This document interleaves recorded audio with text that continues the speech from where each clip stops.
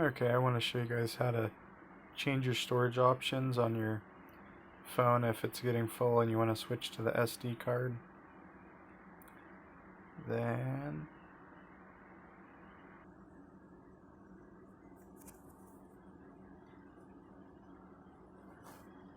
yeah, you would think this would be inside of your settings for the phone or storage, but you actually go into the camera